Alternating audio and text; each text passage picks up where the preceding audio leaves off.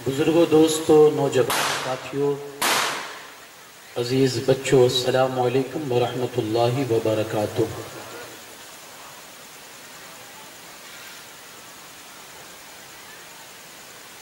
الحمدللہ رب العالمین والعاقبۃ للمتقین، والصلاة والسلام علی سید الانبیاء والمرسلین وعلی آلہ الطیبین واصحابہ الطاہرین اجمعین، اما بعد،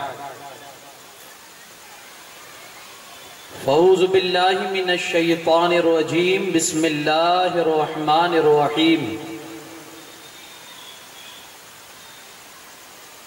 قل ان کنتم تحبون اللہ فاتبعونی یحببکم اللہ ویغفر لکم ذنوبکم واللہ غفور الرحیم، صدق اللہ العظیم۔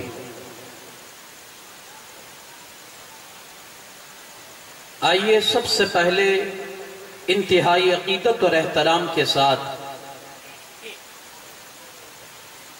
آقائے نامدار، مدینے کے تاجدار، دونوں عالم کے مالک و مختار، سید ابرار و اخیار، نائب پروردگار، گلشن ہستی کی اولی فصل بہار، حضور احمد مجتبی محمد ارواحنا فدا صلی اللہ علیہ وسلم کی بارگاہ بے کس پناہ میں عقیدت اور محبت کے ساتھ جھوم کر درود پاک کا ہدیہ نچھاور کرے، پڑھیں اللہم صلی علی سیدنا شفیعنا نبینا و مولانا محمد کما تحب و ترضا بان تصلی علیہ، صلاۃ و سلام علیک یا رسول اللہ صلی اللہ تعالی علیہ وسلم۔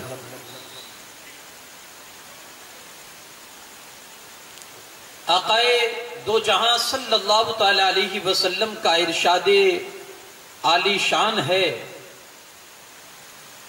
قیامت کا وہ دن کس قدر سخت اور ہولناک ہوگا۔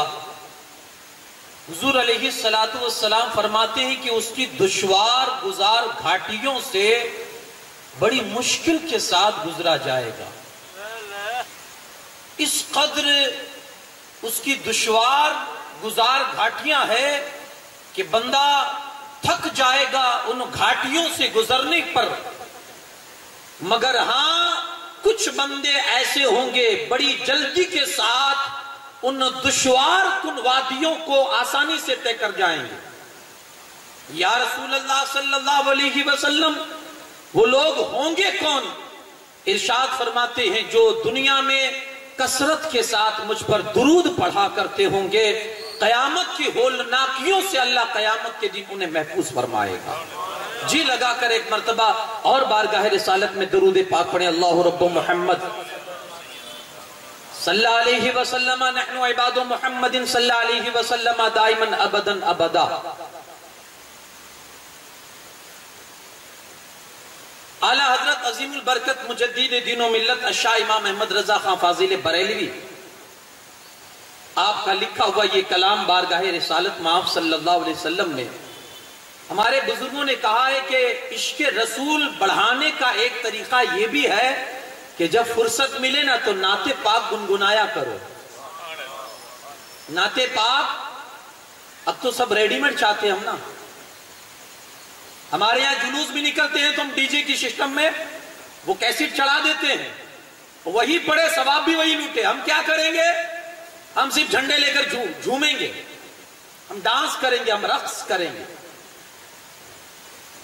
عشق رسول بڑھانے کا ایک طریقہ یہ بھی ہے کہ جب وقت ملے گاہے بگاہے نعت پاک گنگنایا کرو، اس سے بھی آپ کے اندر رسول اللہ کی محبت پیدا ہوگی۔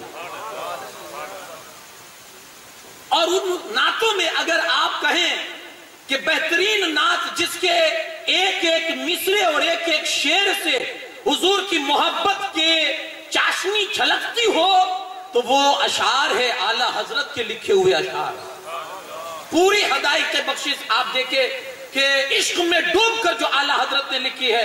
آج میں جس کلام کو آپ کے سامنے سنانا چاہتا ہوں بڑا مشہور کلام ہے, مشہور زمانہ وہ کلام ہے. اعلیٰ حضرت اپنے حضور کی بارگاہ میں اس انداز سے آپ کے مرتبے کو بیان کرتے ہوئے عرض کرتے ہیں, عرش حق ہے مسند رفعت رسول اللہ کی, دیکھنی ہے حشر میں عزت رسول اللہ کی. لا و رب العرش جس کو جو ملا ان سے ملا, بڑھتی ہے کونین میں نعمت رسول اللہ کی.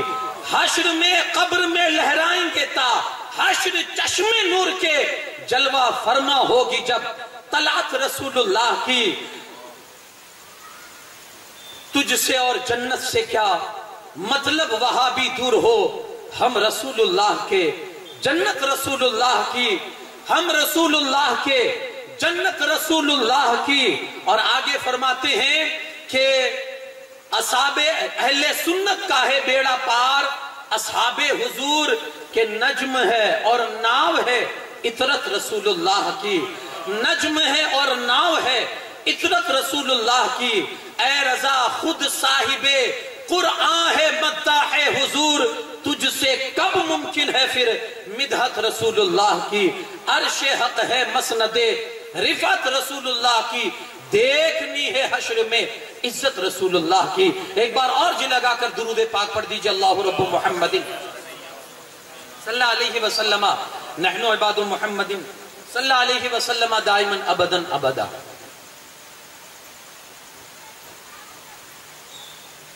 حضرات آج یہ تیسری محفل پاک میں ہم اور آپ شرکت کی سعادت حاصل کر رہے ہیں. تاریخ کے حساب سے چوتھی مجلس اور ہماری اور آپ کی تیسری مجلس.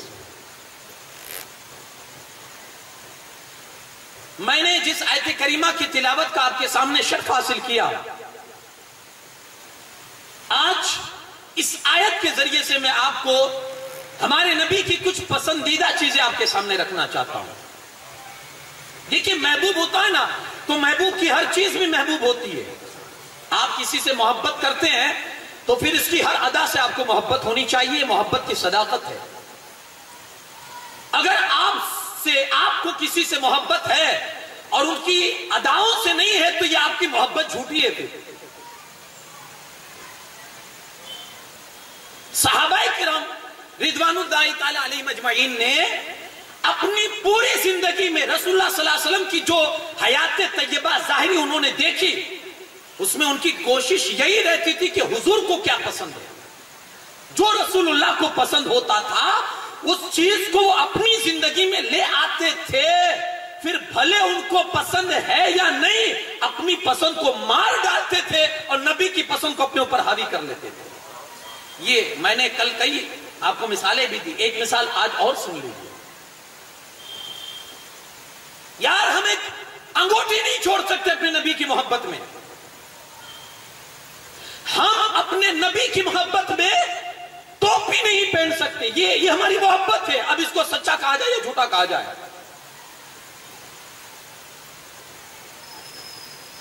اللہ کے رسول صلی اللہ علیہ وسلم سنیں, غور سے سنیں, اس چیز کو دیکھیں.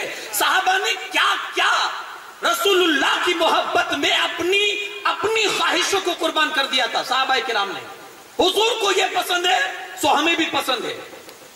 وہ اپنے دل کو منوا لیتے تھے اس چیز کے بارے میں, حضور کی پسند ہے ہماری پسند ہے. حضرت انس کو کسی نے دیکھا کہ وہ سالن کے اندر سے کٹورے میں سے کدو نکال کے کھا رہے ہیں.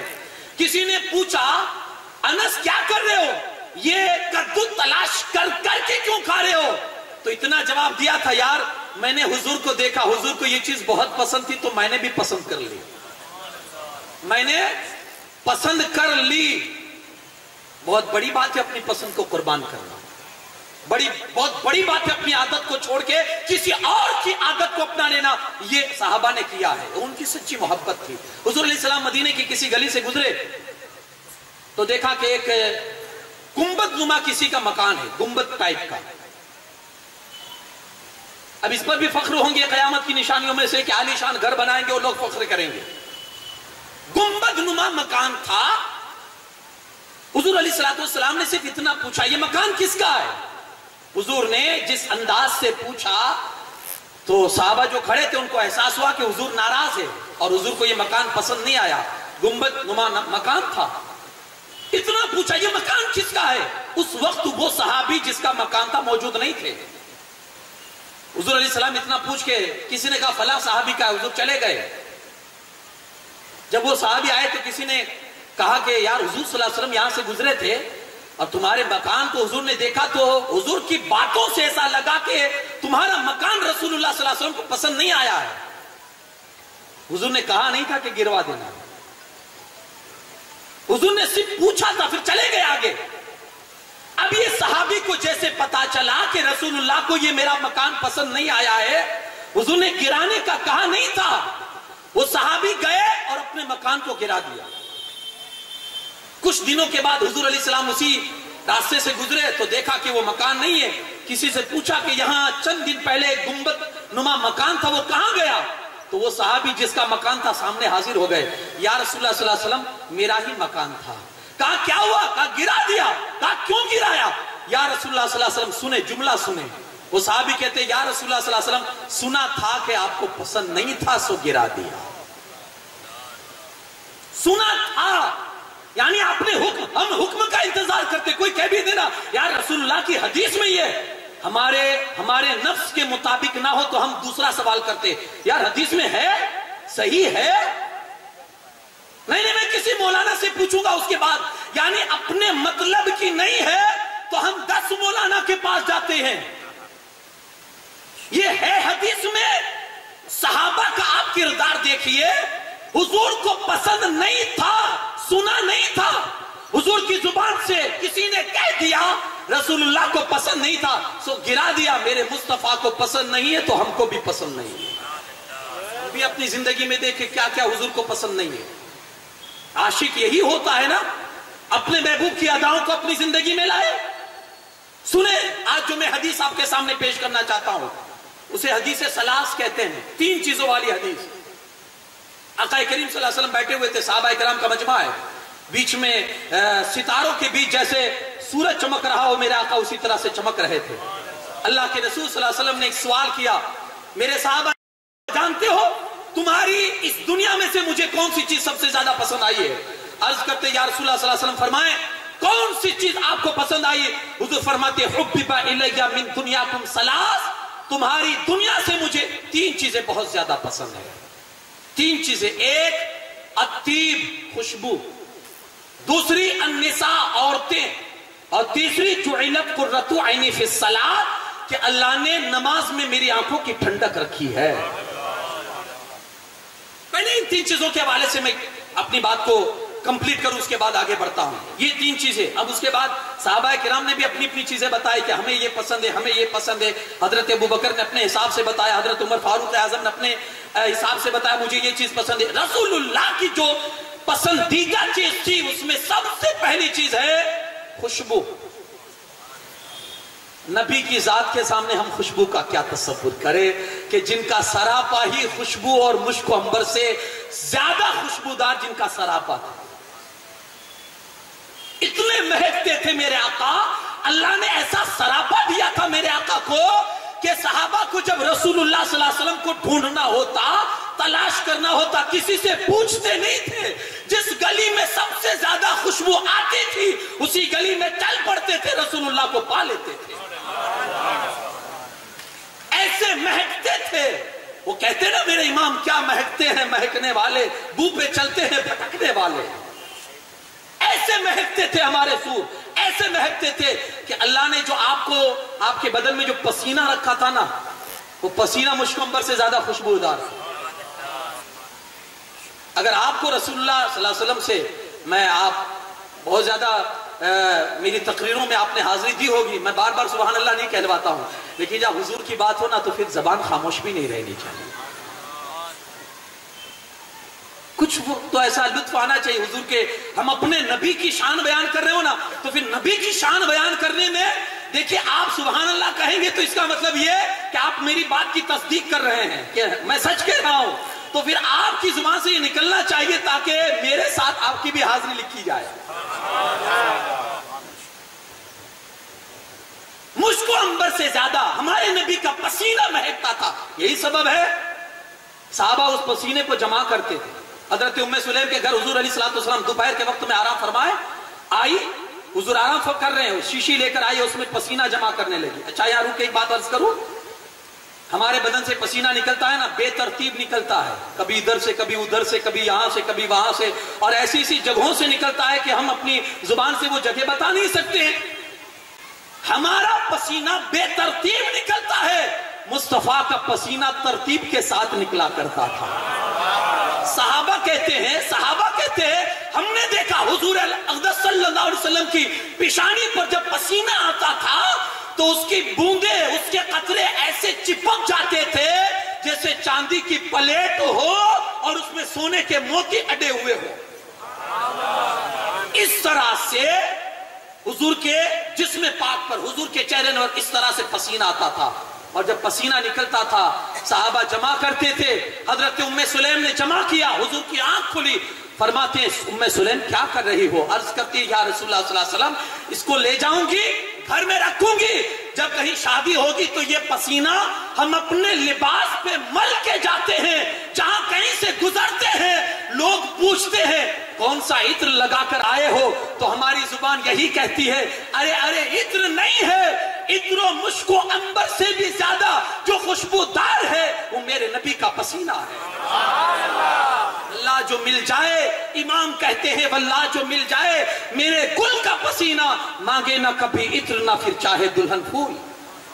یہ اتنا مہکتا تھا, حضور کا پسینہ اتنا مہکتا تھا. آج میں آپ سے کہوں آدمی کتنا بھی خوبصورت ہونا, ہمارا پیر بھی ہونا, ہمیں اس کے پسینے سے گھن آئے گی. کتنا بھی خوشبودار آدمی ہو, خوبصورت آدمی ہو, لیکن ہم اس کے پسینے سے نفرت کریں گے, نہ سگا باپ بھی ہوگا نا ہمیں اس کے پسینے سے نفرت ہوگی.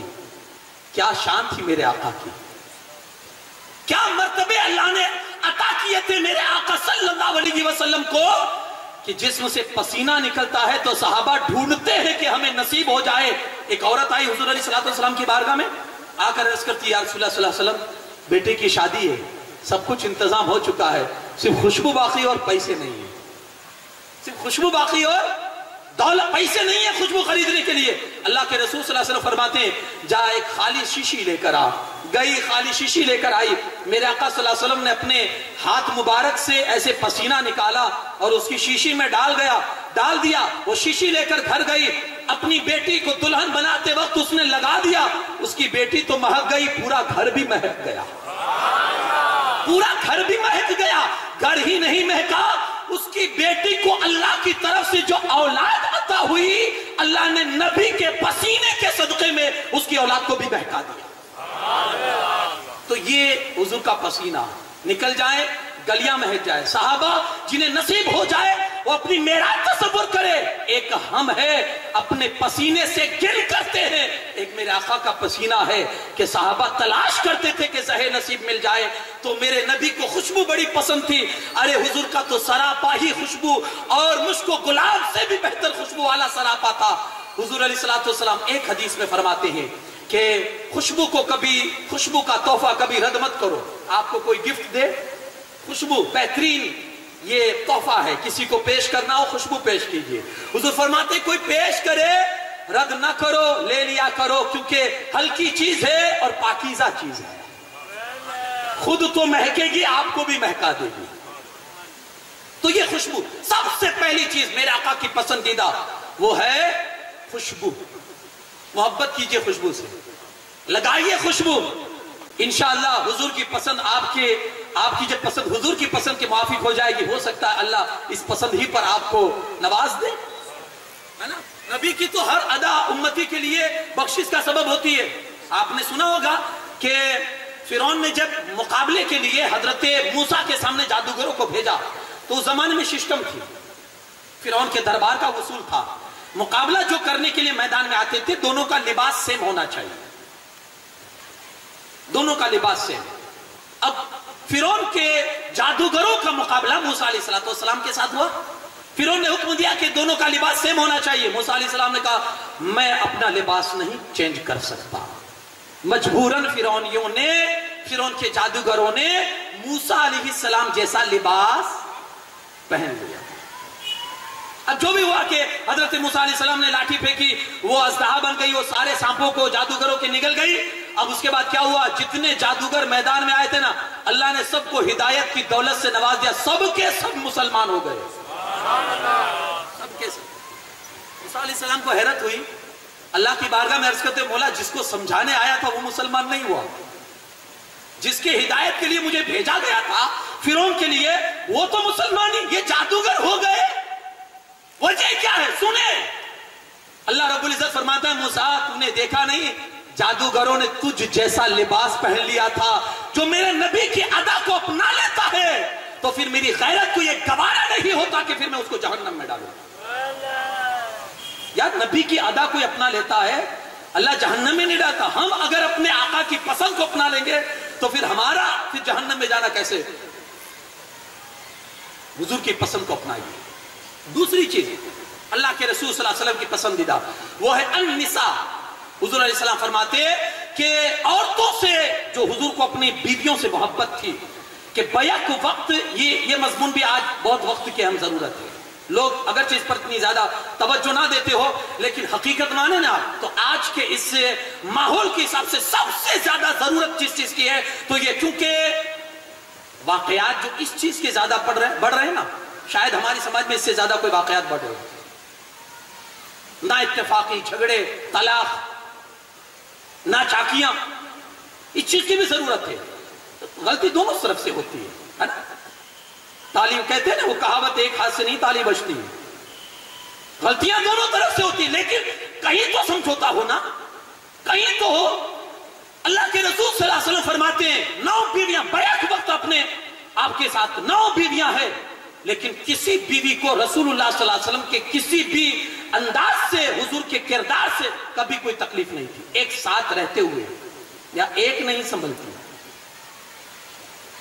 एक। वो किसी ने कहा था ना मजाक के तौर पर कि औरत को अल्लाह ने टेढ़ी पसली से पैदा किया है तो ये टेढ़ी ही रहेगी। मजाक के तौर पर कहा औरत को अल्लाह ने टेढ़ी पसली से बनाया, टेढ़ी ही रहेगी। लेकिन फिर उसके आगे चल के उसका जवाब दिया, तो जवाब भी आप सुनिए। टेढ़ी पसली कहां होती है जानते हैं? टेढ़ी पसली के नीचे क्या होता मालूम है? दिल है। इस दिल की हिफाजत करती है टेढ़ी पसली। आप एक साइड से ना देखें कि औरत टेढ़ी पसली से पैदा की गई, आप ये भी तो देखें, हुजूर फरमाते जिसने निकाह कर लिया उसने अपना आधा ईमान हिफाजत में डाल लिया, महफूज कर लिया अपना आधा ईमान। निकाह के जरिए से आधा ईमान महफूज होता है, हमने देखा ही नहीं। अल्लाह के रसूल सल्लल्लाहु अलैहि वसल्लम आखिरी वक्त है हुजूर का, उस वक्त जो वसीयत आपने फरमाई थी, हुजूर अलैहि सलाम फरमाते हैं मैं औरतों के बारे में तुम्हें वसीयत करके जा रहा हूं, उनके साथ अच्छा बर्ताव करना।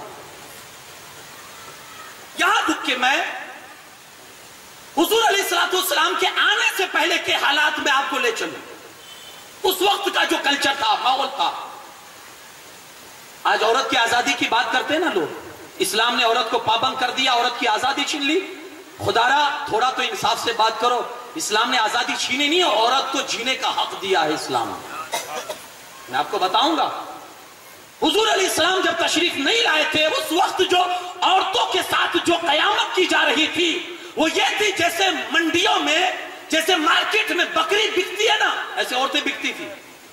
आज भी बिकती है, तस्वीर बदल गई है, अंदाज बदल गया है, और इसको लोग आजादी का नाम दे रहे हैं। लोगों के लिए नशोनुमा के तौर पर बिठा दिया गया और लोगों की भेड़ियों की तरह नस्लों का शिकार बनाया जाता औरतों को, इसको आजादी का नाम दे रहे हैं। जिस तरह हम जानवर बेचते हैं ऐसे औरतें बिकती थी। अल्लाह के रसूल, आप देखिए इस्लाम जब हिंदुस्तान में नहीं आया था ना, उस वक्त यहां का कल्चर क्या था? औरत, शौहर अगर मर गया ना, मरा शौहर, कयामत औरत पे आती थी, उसकी चिता के साथ औरत को भी जलना पड़ता था, जीते जी उसको मार डालते। हिंदुस्तान का यह दस्तूर। अरब ममालिक का दस्तूर क्या था? शौहर मरा तो औरत को इद्दत में बैठना पड़ता था। वो इद्दत जो हमारे घरों में होती वो नहीं, اس کو شہر سے باہر کسی جگہ ایک چھوٹی سی گٹھری نما، چھوٹی سی کوٹری نما ایک مکان ہوتا تھا، چھوٹا سا کوٹری ٹائپ کا، اسی کے اندر اس کو بند کر دیا جاتا تھا عدت تک.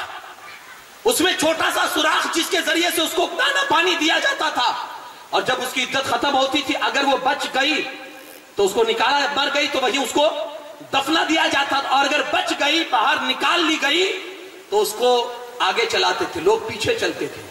اور جو بکریوں کی جو مینگنی آتی ہے نا، بکریوں کی جو نجاست، اس کو لے کر لوگ اس کے ہاتھ پیچھے مارتے تھے، اور یہ لوگوں کو یہ باور کراتے تھے، لوگوں کو یہ ذہن نشین کراتے تھے کہ یہ وہ عورت ہے جس کا شوہر مر گیا ہے، یہ بیوہ ہے، یہ ڈائن ہے، یہ چڑیل ہے، یہ منحوس ذات ہے. یعنی شوہر کے مرنے کے بعد عورت کا روپ بدل جاتا ہے، یہ کلچر لوگ دے رہے تھے. اللہ کے رسول صلی اللہ علیہ وسلم نے جس دور میں حضور تشریف لائے، آپ نے ماحول کو پڑھا، 40 سال تک آپ نے پڑھا ماحول کو. یہ کیا ہے جو عورتوں کے ساتھ ایسی زیادتی، ایسا سلوک کیا جا رہا ہے؟ تو پھر رسول اللہ صلی اللہ علیہ وسلم نے لوگوں کو بتایا، اے لوگو، عورت نفرت کرنے کی چیز نہیں، عورت تو اللہ کی طرف سے نشانی ہے. ایک صحابی حضور کی بارگاہ میں آئے، بیٹھے، بات چیت چل رہی تھی. اس صحابی نے عرض کی، یا رسول اللہ صلی اللہ علیہ وسلم، میری زندگی میں 2 معاملات ایسے ہیں، ایک کو جب میں سوچتا ہوں نا تو میری ہنسی رکتی نہیں ہے، اور ایک کو جب میں سوچتا ہوں تو میری آنکھیں، میرے آنسو نہیں رکتے، اتنا روتا ہوں کہ آنسو نہیں رکتے، اور ایک جب یاد آتا ہے تو اتنا روتا ہوں، اتنا ہنستا ہوں کہ ہنسی نہیں رکتی. حضور فرماتے وہ کیا ہے؟ تو کہتے یا رسول اللہ صلی اللہ علیہ وسلم، مجھے ایک مرتبہ سفر کرنا ہوا کسی شہر کا، تو میں نے سوچا چلو اپنے خدا کو، جو ان کے خدا ہوتے تھے بت پتھر کے، کہا چلو ساتھ میں لے لوں، کبھی ضرورت پڑے گی تو اسی سے مانگ لوں گا. تو اس نے پتھر اپنے بیگ میں لیا، اب وزن اتنا تھا کہ تھوڑی دور چلا تو اس نے سوچا یار یہ تو اتنا وزنی ہے بت، یہ میرا خدا جو اتنا وزنی ہے کہ اگر اس کو ساتھ میں لے کر چلا تو کہیں اس کے وزن ہی سے مر نہ جاؤں. واپس آیا، گھر میں رکھ دیا، اور کہتے ہیں یا رسول اللہ صلی اللہ علیہ وسلم، اپنے ہاتھوں سے میں نے پھر بت بنایا، آٹے کا، ہلکا بھی ہو، چھوٹا بھی ہو اور بت بھی ہو. آٹے کا بت بنایا میں نے اور اپنے بیگ میں رکھ لیا تاکہ وزن بھی نہ ہو اور ہلکا بھی ہو، اور میں نکل گیا. یا رسول اللہ صلی اللہ علیہ وسلم، چلتے چلتے ایک موقع ایسا بھی آیا، میرے پاس جتنا بھی سامان کھانے کا تھا نا سب ختم ہو گیا، اب بھوک لگی ہے، جان کے لالے پڑے ہوئے ہیں، اگر کچھ نہیں ملتا ہے تو پھر مر جاؤں گا. تو میں نے اپنے اس خدا کو نکالا اور اس سے کہا تو اس وقت جان نہیں بچائے گا تو کون بچائے گا؟ اس وقت میری جان پہ آئی ہے، تو نہیں بچائے گا تو کون بچائے گا؟ حضور میں نے وہ جو بت بنایا تھا نا آٹے کا، وہ خود ہی کھا لیا. یہ جب سوچتا ہوں تو بڑی ہنسی آتی ہے. وہ صحابی کہتے جب یہ سوچتا ہوں بڑی ہنسی آتی ہے کہ جو اپنا ہاتھوں سے خدا بنایا تھا اسی کو کھا دیا. حضور فرماتے دوسری چیز، کہا وہ چیز جب سوچتا ہوں تو بڑا رونا آتا ہے، آنکھیں رکتی نہیں ہیں. یا رسول اللہ صلی اللہ علیہ وسلم، میں سفر میں گیا، میری بیوی امید سے تھی، حاملہ تھی، میں کافی عرصے کے بعد آیا تو میں نے دیکھا میرے گھر کے سائڈ میں ایک چھوٹی سی بچی کھیل رہی ہے. میں نے اپنی بیوی سے پوچھا یہ کون ہے؟ کہا یہ آپ کی بیٹی ہے. وہاں کا کلچر ایسا تھا کہ بیٹیوں کو برداشت نہیں کیا جاتا تھا، زمین میں زندہ دفن کر دیا جاتا تھا. اور ظلم بالائے ظلم تو یہ کہ جس کے ہاتھوں نے جتنی زیادہ بچیاں دفن کی ہوتی تھی وہ فخر کرتا تھا کہ میں نے اتنی بچیاں دفن کی ہیں. یعنی انسانیت کے نام پر تھپا تھے، تھپا، وہ کلم تھے. وہ لوگ انسان ہو کے بھی درندوں جیسی زندگی گزارتے تھے. میں نے دھیرے دھیرے اس بچی سے محبت کرنی شروع کی حضور، یہاں تک کہ وہ تھوڑی بڑی ہو گئی، مجھے بہت محبت ہو گئی تھی. لوگوں کو پتا چلا تو لوگوں نے تانا لگانا شروع کیا، یہ بیٹی کا باپ جا رہا ہے.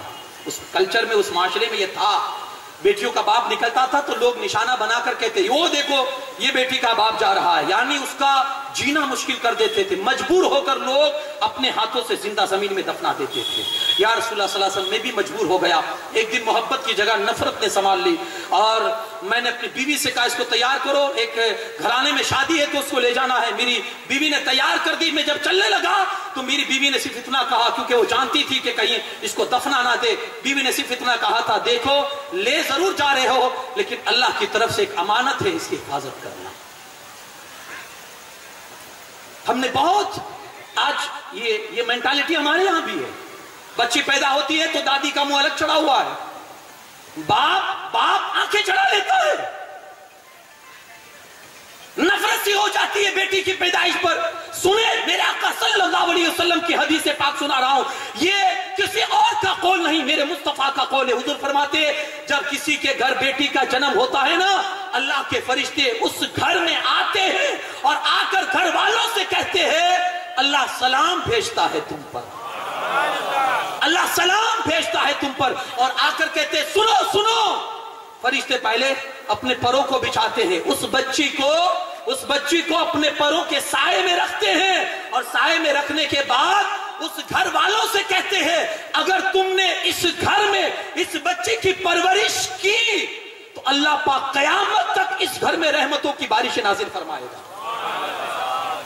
हम नफरत करते हैं, बच्चा पैदा हुआ पूरे मोहल्ले में पेड़े बांटेंगे, और बच्ची पैदा हुई किसी ने भूल से भी कह दिया कि यार कुछ बाटी नहीं शिरनी, कौन सा लड़का पैदा हुआ, लड़की ही तो पैदा हुई है, लड़कियों की पैदाइश पर खुशी नहीं होनी चाहिए। ये कौन से कल्चर को हम फरोग दे रहे हैं? ये कौन सी हवा है जिसको हम फूंक मार रहे हैं? नबी पाक सल्लल्लाहु अलैहि वसल्लम के सहाबी अर्ज करते, या रसूलुल्लाह सल्लल्लाहु अलैहि वसल्लम, तो फिर हुआ ऐसा कि मैं तैयार करके ले गया, मेरी बच्ची इतनी मोहब्बत मुझसे करती थी या रसूलुल्लाह सल्लल्लाहु अलैहि वसल्लम, मैंने उसे गोद में उठाया था। जब उसने देखा कि मैं थक गया ना, तो मुझे कहती है, अब्बा लगते हैं आप थक गए हैं, मुझे उतार दीजिए, मैं चलूंगी, कोई बात नहीं, भले ये सख्त वादियां हैं, सख्त रास्ते हैं, लेकिन आपकी तकलीफ मुझसे देखी नहीं जाती। यहां तक कि मेरे चेहरे पर पसीना आ गया था, या रसूलुल्लाह सल्लल्लाहु अलैहि वसल्लम, उसने अपने दामन से मेरे चेहरे के पसीने को साफ किया, तो मेरा दिल फिर भी पत्थर जैसा था, फिर भी मोम नहीं बना। मैं ले गया, थोड़ा दूर जाकर मैंने गड्ढा खोदना शुरू किया। बच्ची ने मासूमाना अंदाज में पूछा, अब्बा क्या कर रहे हो, गड्ढा क्यों खोद रहे हो? मैंने कोई जवाब नहीं दिया, मैं रो भी रहा था, गड्ढा भी खोद रहा था। यहां तक कि जब मैं थक गया ना, तो मेरी ये बेटी कहती है, अब्बा आप बैठ जाएं, लगता आप थक गए हैं। अपने छोटे छोटे हाथों से वो खुद गड्ढे में उतरती है और अपने हाथों से गड्ढा खोदना शुरू करती है। उसे क्या मालूम कि वो खुद अपनी खबर तैयार कर रही है, वो नहीं जानती थी, लेकिन मासूम थी, वो छोटी सी बच्ची थी, उसे नहीं अंदाजा था। अलगरज उसने खड्डा खोद दिया। अब उस बाप ने, जालिम बाप ने अपनी बेटी को पकड़ा और उस गड्ढे में डाल दिया, ऊपर से मिट्टी डाल दी। या रसूलुल्लाह सल्लल्लाहु अलैहि वसल्लम, बहुत चीखी मेरी बेटी, लेकिन मेरा दिल इतना पत्थर आ चुका था, अपनी सोसाइटी के लोगों के ताने सुन सुनकर मैं इतना पत्थर दिल बन चुका था कि एक भी आवाज मेरी बेटी की मेरे दिल को ना सुनाई दी, और मैंने वहीं जमीन के अंदर अपनी बेटी को दफना दिया। अल्लाह के रसूल सल्लल्लाहु अलैहि वसल्लम रोने लगे। हुजूर फरमाते हैं, अगर आज वो जिहालत की रस्मों पर आज अगर मुझे हुक्म होता कि मैं सजा दूं, अभी मैं तुमको कोड़े में बसाता, लेकिन हुक्म नहीं है। और कहते या रसूलुल्लाह सल्लल्लाहु अलैहि वसल्लम, उस वक्त की बात थी, लेकिन मैंने सारी चीजों से तौबा कर ली है। एक वो कल्चर था, लोग अपने हाथों से अपनी बेटियों को जिंदा जमीन में दफनाते थे। ऐसे कल्चर में मेरे आका सल्लल्लाहु अलैहि वसल्लम तशरीफ लाए, तो हुजूर ने अपनी बेटी फातिमा को अपने कांधे पर बिठाकर लोगों को यह मैसेज दिया, लोगों ये दफनाने की चीज नहीं है, इसे तो कांधे पर बिठाकर इज्जत करने की चीज है।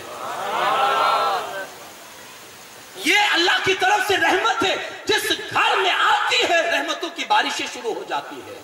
हुजूर फरमाते हैं, जब कभी बाहर जाओ, मार्केट में जाओ, बाजार में जाओ, अपनी औलाद के लिए कुछ लेकर घर में आओ, और जब आओ तुम्हारे बच्चे अपने सामने हाथ फैलाएंगे, हुजूर फरमाते हैं वहां बच्चे भी होंगे, बच्चियां भी होंगी, सबसे पहले अपनी बच्चियों को अता फरमाना, क्योंकि बच्चियां रहम दिल होती है, गमगुसार होती है, और माँ बाप से सबसे ज्यादा मोहब्बत करने वाली लड़कियां ही होती है। ये सोच, ये मेंटालिटी, ये तसव्वुर औरतों के हवाले से किसने दिया? मैं कहता हूं नबी पाक सल्लल्लाहु अलैहि वसल्लम ने औरतों को जीने का हक दिया है। हुजूर ने आए और आपने जिंदा जलने से औरतों को बचाया है। जिस समाज में औरत को डायन, चुड़ैल और मनहूस तसव्वुर किया जाता था, मेरे मुस्तफा ने वहां औरतों की अजमत को इस तरह से बताया, ऐ लोगों, अगर ये औरत तुम्हारी बेटी है तो तुम्हारी इज्जत है, अगर ये औरत तुम्हारी बीवी है तो तुम्हारे ईमान की हिफाजत है, और अगर यही औरत तुम्हारी माँ है तो अल्लाह ने इसके कदमों के नीचे तुम्हारी जन्नत रख दी है। ये तसव्वुर औरत के हवाले से इस्लाम ही ने दिया।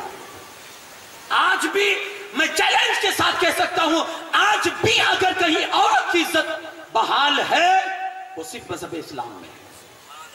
اور یہ فخر ہے اور یہ صدقہ ہے میرے آقا کی احادیث کا اور میرے آقا کی وہ سنتوں کا، جس طرح سے میرے آقا نے کر کے دکھایا، عورتوں کو عزتوں سے نوازا، آج ان کا امتی بھی اس انداز سے عورتوں کے ساتھ عزت کر رہا ہے۔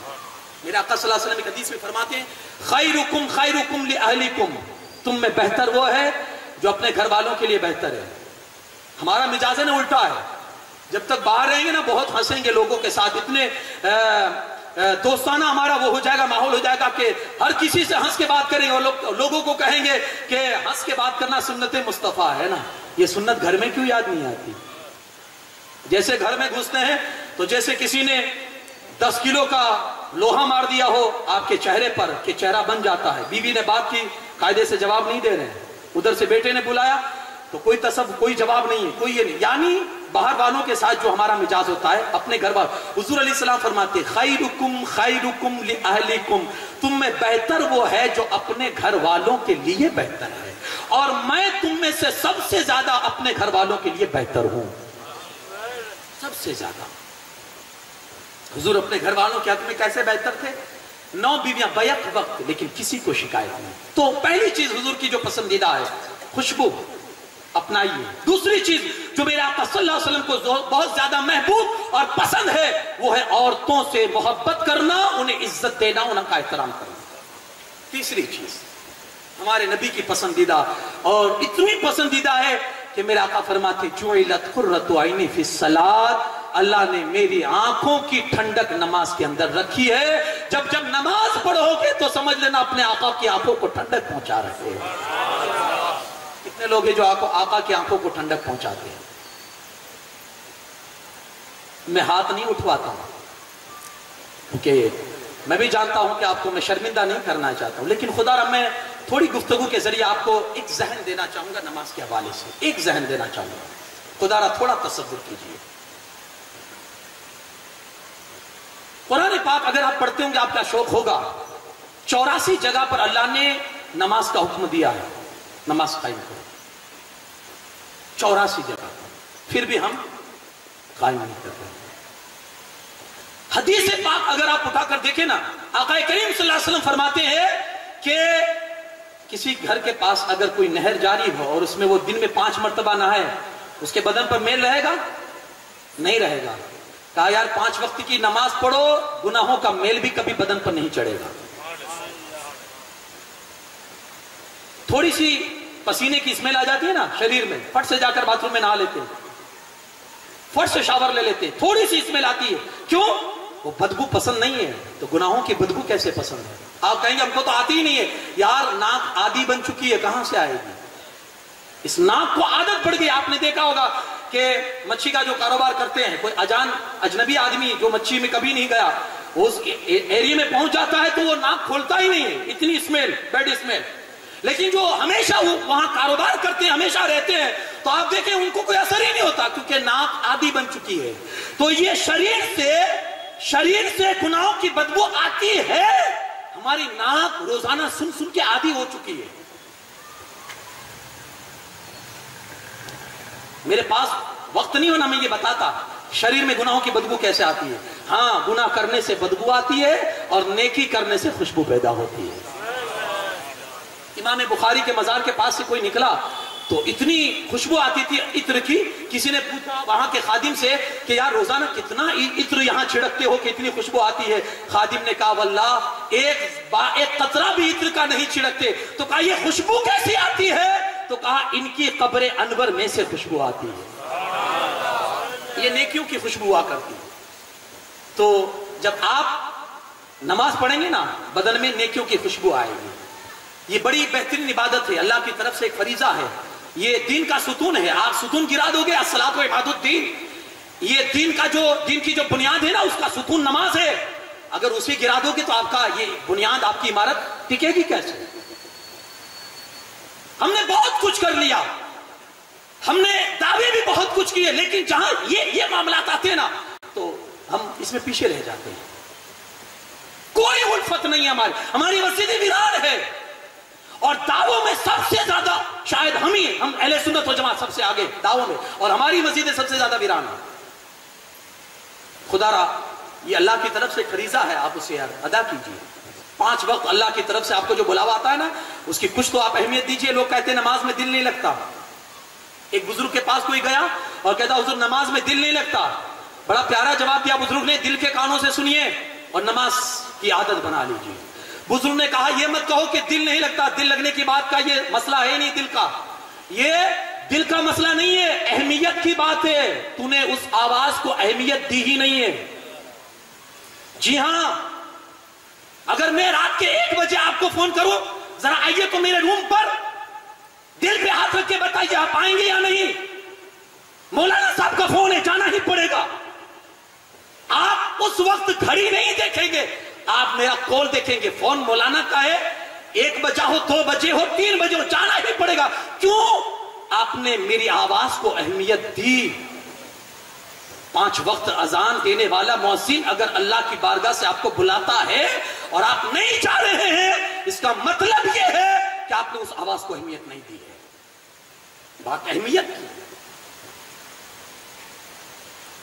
हमने कोई अहमियत नहीं दी इस आवाज को। हुजूर गौसे पाक के मानने वाले सब यहां बैठे हुए हैं, कभी उनकी जिंदगी भी तो पढ़िए। असर की नमाज पढ़ के निकले, एक बंदा रोड पे खड़ा हुआ था, उसके पास गए, उसको जाकर कहते वाह भाई बड़ा दिलेर है, तू तो बड़ा बेखौफ इंसान है, बड़ा नीडर है। तो उसने कहा नहीं हुजूर मैं तो बड़ा कमजोर हूं। कहा नहीं नहीं, मुझे तो लगता है तू बड़ा दिलेर आदमी है। कहा हुजूर कैसे? कहा मेरी हालत ये है, हुजूर गौसे पाक फरमाते हैं मेरी हालत ये है कि अगर मुझे पुलिस में से एक फोन आए ना, मैं दौड़ता दौड़ता जाऊं। शायद हम भी यही करेंगे, है ना? शायद हम भी यही करेंगे कि अगर कोई एसपी, डीएसपी या पीआई का अगर कॉल आए, हम भागते हुए जाएंगे। कॉल कहां से आया है? हुजूर गौसे पाक फरमाते हैं 5 मर्तबा अल्लाह के दरबार से आवाज आई और तू नहीं आया, इसका मतलब बहुत नीडर आदमी लगता है यार तू तो। इसका मतलब तू बहुत नीडर आदमी है। 5 बार बुला रहा है अल्लाह तुझे और तू नहीं जा रहा है। यानी अब भी आंखें नहीं खुलेगी कि हम उस रब की इबादत करें, उससे पूछे। मौला अली कर्रमल्लाहु ताला वजहुल करीम का फरमान सुनिए, मेरे मौला फरमाते हैं नमाज की फिक्र को लाजिम कर लो। सुने मेरे आका के इस फरमान में आप देखिए कितनी हिकमत भरी बात कही है। कहा नमाज की फिक्र को लाजिम कर लो, अल्लाह दुनिया की फिक्र से आजाद कर देगा, आजाद कर देगा अल्लाह। लेकिन वो फिक्र तो आनी चाहिए ना। जिस रब का इतना खाते हैं ना, उस रब का कभी शुक्र भी नहीं अदा कर सकते। जिस सेठ के यहां नौकरी करते हैं, रात के 3 बजे फोन आएगा, झट से उठकर जाएंगे। वो कितना खिलाता है जानते हो? कभी रात के 3 बजे उसने नहीं बुलाया आपको, कभी बुलाया? टाइम भी फिक्स है, इतने ही बजे आना है आपको और 10-15 मिनट ही के लिए आना है। हैरत ये होती है 12-12 घंटे अपनी औलाद के लिए कमाने वाला 10 मिनट भी अल्लाह को नहीं दे सकता है। कभी रात में तन्हाई में बैठकर ही आप सोचिएगा, हम नमाज में हमारा दिल क्यों नहीं लगता है? एक बुजुर्ग की आंख का ऑपरेशन हुआ तो डॉक्टर ने कहा है कि कुछ दिनों के लिए आप पानी से बचिएगा, क्योंकि आपके ऑपरेशन में डॉक्टर अक्सर ये परहेज कहते हैं कि आंख में पानी नहीं जाना चाहिए। आंख का ऑपरेशन हुआ तो पानी से एतराज के लिए बुजुर्ग से कहा गया। अब ये घर आए, इन्होंने खाना पीना छोड़ दिया। 1 दिन हुआ, 2 दिन हुआ, घर वालों ने सोचा कि लगता है कोई तकलीफ अंदरूनी हो चुकी है जिसकी वजह से इन्होंने खाना पीना छोड़ दिया है। तो घर वाले वापस डॉक्टर के पास गए कि कोई मसला हो गया है, लगता है आंख के अंदर कि इन्होंने खाना पीना छोड़ दिया है, अब करना तो क्या करना। डॉक्टर ने कहा, उनको बुलाया बुजुर्ग को और कहा कि देखो ये आपने जो खाना पीना छोड़ा है उसकी मना नहीं है, इसमें परहेजी नहीं है, आप जो चाहे सो खा सकते हैं, बस सिर्फ पानी से परहेज है आपकी। और आप पानी के साथ साथ सर मत झुकाना, पानी के साथ साथ आप अपने सर को मत झुकाना, बाकी आप जो खाना हो, जिस तरह सोना हो, जिस तरह बैठना हो सब कीजिए, सिर्फ सर नहीं झुकाना। और पानी से आपको परहेज के लिए कहा गया है। ये 2-4 चीजों के लिए उनको परहेज बताई गई थी। खाने की मना नहीं है, लेकिन बुजुर्ग ने खाना पीना छोड़ दिया है। घर वाले आजिज आ गए। एक दिन किसी ने आकर पूछा, हुजूर खाना क्यों छोड़ दिए? बड़ा इबरतनाक आपने, बड़ा नसीहत खेज آپ نے جملہ ارشاد فرمایا تھا، وہ بزرگ کہتے ہیں مجھے شرم آتی ہے کہ جس کی بارگاہ میں جھک نہیں سکتا ہوں اس کا دانہ کھاتے ہوئے شرم لگتی ہے۔ ڈاکٹر نے منع کیا ہے سر مت جھکانا، کہا جس کو جھک نہیں سکتا ہوں تو پھر اس کی روزی کھاتے ہوئے شرم آتی ہے۔ ہم روز کھاتے ہیں، 4 وقت کھاتے ہوں گے، 3 وقت کھاتے ہوں گے، 5 وقت کھاتے ہوں گے، کھاتے ہی رہتے ہوں گے، اور یہ ہوا ہے جو ہمیشہ کھاتے رہتے ہیں۔ لیکن شاید کبھی دل میں احساس پیدا ہو، خدا را مسجدوں سے محبت کرو، نماز سے محبت کرو، یہ مسجد کی محبت آپ کو انشاءاللہ قیامت کے دن نجات کا ذریعہ سبب بنے گی۔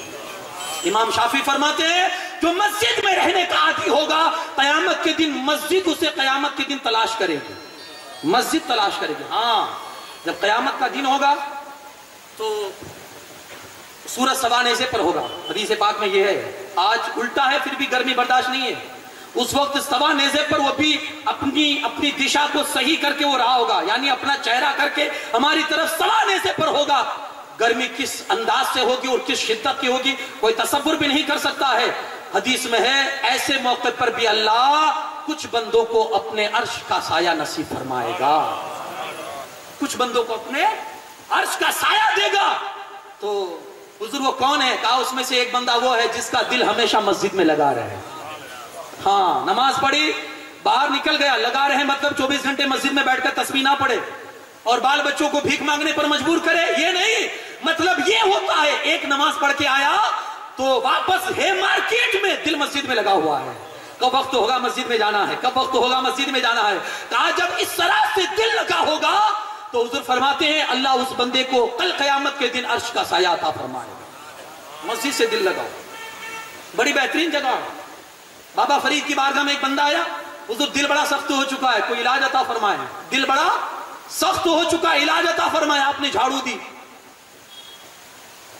وہ حیرت سے تکنے لگا، حضور جھاڑو کا کیا کروں گا؟ کہا راستے میں کہیں مسجد آئے نا صفائی کر دینا، اللہ تیرے دل کو صاف کر دے گا۔ جی ہاں کبھی وقت ملے اپنی محلے کی مسجد بھی، اور جب بہت سخت ہو چکا ہو نا تو مسجد کے باتھ روم صاف کرو۔ یقین مانیے، یقین مانیے، جتنی دیر تک آپ صاف کریں گے اللہ آپ کے دل کی نفرت اور کدورت کو صاف کرے گا۔ یہ تجربہ ہے، جی ہاں یہ تجربہ ہے، اس میں کوئی گھن نہیں ہے، اس میں کوئی بے عزتی نہیں ہے۔ دل سخت ہو جائے مسجد کی صفائی جا کے کیجیے، اور یہ مسجد کی صفائی نا جب ایک مرتبہ کرو گے رسول اللہ کی نظر میں پسندیدہ بن جاؤ۔ ایک حضور کے زمانے میں ایک عورت تھی مسجد میں، جھاڑو لگا، اس کا کام ہی نہیں تھا، صبح سویرے آتی وہ جھاڑو لگاتی تھی۔ کچھ دن نہیں آئی، اللہ کے رسول صلی اللہ علیہ وسلم نے صحابہ سے پوچھا، اس کا انتقال ہو چکا تھا، صحابہ نے دیکھا کہ رات کا سمے حضور علیہ السلام آرام فرما رہے ہیں، اگر حضور علیہ السلام کو جگایا تو نیند میں خلل ہوگا، تو صحابہ نے کہا کون سی اتنی خاص عورت ہے، چلو دفنا دیتے ہیں۔ صحابہ نے دفنا دیا نماز پڑھ کے۔ چند دن ہوئے اور جھاڑو لگانے نہیں ہے، حضور علیہ السلام نے پوچھا وہ جو خاتون آتی تھی وہ دکھتی نہیں ہے جھاڑو لگانے۔ صحابہ نے عرض کی یا رسول اللہ صلی اللہ علیہ وسلم اس کا تو چند روز پہلے انتقال ہو چکا ہے اور ہم نے اس کو دفنا دیا نماز پڑھ کے۔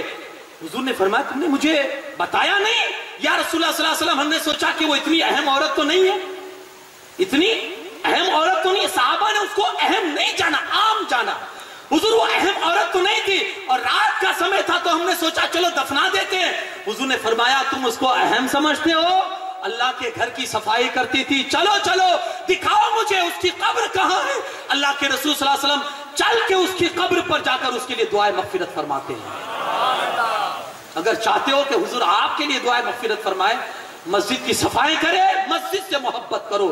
جتنی مسجد سے الفت اور محبت اور لگاؤ آپ کا بڑھے گا نماز سے، انشاءاللہ یہی مسجد کی محبت اور نماز کل قیامت کے دن آپ کی بخشش اور نجات کا ذریعہ بنے گا۔ حضور کی اس پسندیدہ چیز سے محبت کرو۔ آقا کریم صلی اللہ علیہ وسلم کو جب کبھی حضور علیہ السلام کو کوئی بھی چیز آپ کو دشواری پیش آتی تھی نا، کوئی مصیبت آج ہمیں آتی تو ہم کیا کرتے ہیں؟ کسی گارڈن کا سہارا لیتے ہیں، کسی یا تو دوستوں کو تلا یار چل تو یار موڈ بہت آف ہے، چل کہیں جاتے ہیں، ٹھیک ہے آپ شاید وہ آپ کا موڈ صحیح کرتا ہو، لیکن میں حضور کی سنت بتاؤں، جب موڈ آف ہو جائے نا مسجد میں جانا، 2 رکعت نماز پڑھ لینا جس طرح حضور علیہ السلام پڑھتے تھے، اس نیت سے کہ میرے آقا صلی اللہ علیہ وسلم پر جب کوئی غم آتا تھا تو حضور 2 رکعت پڑھ لیتے تھے، اللہ اس 2 رکعت کی وجہ سے حضور کی پریشانی کو دور فرما دیتا تھا۔ اس نیت سے کبھی جائیں مسجد میں، مسجد دور ہو نہیں جا سکتے، سستی آ رہی ہے، گھر ہی میں وضو کر کے نماز پڑھ لے، اس نیت سے کہ میرا غم دور ہو جائے، انشاءاللہ عقیدہ مضبوط ہوگا نا، اللہ 2 رکعت کے صدقے آپ کی پریشانی کو دور فرما دے گا۔ نماز پڑھیے، جی ہاں نماز پڑھیے، ورنہ اس کا انجام بڑا سخت ہے۔ میرے پاس وقت نہیں ہے، ورنہ مجھے وہ سزائیں بتانی تھی جو دنیا میں بندے کو ملتی ہے، اور جو قبر میں، قبر کے بعد اور آخرت میں جو سزائیں ہیں اس کے لیے کہ روح کام جائے۔ ایک بات عرض کر کے اپنی گفتگو کو ختم کرتا ہوں۔ ایک بزرگ کو شیطان ملنے آیا، جی ہاں شیطان ملنے بھی آتا ہے، کبھی کبھی شیطان ہی آتا ہے، کبھی کبھی دوستوں کے روپ میں بھی آ جاتا ہے۔ وہ جو آپ کو ہاتھ پکڑ کے گناہ کرواتے ہیں نا، وہ آپ کا دوست نہیں، وہ شیطان ہوتا ہے۔ تو ایسے دوستوں سے بھی بچے جو ہاتھ پکڑ کے گناہ کرواتے ہیں۔ امام غزالی فرماتے ہیں کہ شیطان سے بھی برا دوست ہوتا ہے۔ شیطان صرف خیال پیدا کرے گا آپ کے دل میں گناہ کا، لیکن جو دوست ہوگا نا ہاتھ پکڑ کے کروائے گا۔ شیطان مل گیا تو بزرگ پہچان گئے کہ تو حقیقت میں شیطان ہی ہے۔ اس سے پوچھا یار تو شیطان کیسے بنا، اور مجھے وہ ٹک بتا دے، میں بھی شیطان بننا چاہتا ہوں۔ تو شیطان مذاق سمجھا کہ آپ میری مذاق بنا رہے ہو، نہیں میں نہیں بتاؤں، کہا نہیں آپ تو بتا، میں بھی شیطان بننا چاہتا ہوں۔ تو شیطان نے کہا نہیں آپ مجھے دھوکہ دے رہے ہو، کہا نہیں تو مجھے بتا شیطان کیسے بننا جائے، مجھے شیطان بننا ہے۔ تو کہا آپ سچ کہہ رہے، کہا سچ کہہ رہا۔ تو کہا سنا، 2 چیزوں سے شیطان بنا، خدا را کبھی یہ چیز مت کرنا، 2 چیزوں سے شیطان بنا۔ کہا کیا؟ کہا پہلی چیز جھوٹی قسم کھاتا رہوں، اور جھوٹی قسم کھاتا جا شیطان بن جائے گا۔ اور دوسری چیز کہا نماز میں سستی کرنے کی وجہ سے شیطان بنا ہو۔ بزرگ نے یہ 2 چیزیں سنی، اس کے سامنے ہی قسم کھائی، اللہ کی قسم کھا کر کہتا ہوں آج کے بعد نہ کبھی جھوٹی قسم کھاؤں گا، نہ کبھی نماز چھوڑوں گا۔ شیطان نے جب دیکھا آنکھیں پھٹے کی پھٹی رہ گئی، کہا واہ بڑے اچھے پیمانے پر آپ نے مجھے دھوکہ دے دیا، ٹھیک ہے تو اب میں بھی قسم کھاتا ہوں کہ اپنے دل کے راز کبھی کسی کو بتایا نہیں کروں گا۔ شیطان بنا کس وجہ سے؟ جھوٹی قسم اور نماز میں سستی کرنے۔ خدا را محبت کیجئے آپ حضور سے اور حضور کی پسندیدہ چیز سے۔ خوشبو بھی میرے آقا کی پسندیدہ چیز، حضور کی عورتیں بھی حضور علیہ السلام کی پسندیدہ چیز، اور نماز بھی حضور علیہ السلام کی پسندیدہ چیز۔ یہ پسند ہمیں ہونی چاہیے۔ اپنی آخرت کو سنواریے، نماز پڑھیے، نماز کے قریب آئیے، انشاءاللہ اللہ آخرت بھی سنوار دے گا، اور اللہ یہ دنیا بھی اللہ آپ کی آباد اور شاداب کر دے گا۔ اللہ پاک کہنے سننے سے زیادہ عمل کی توفیق عطا فرمائے۔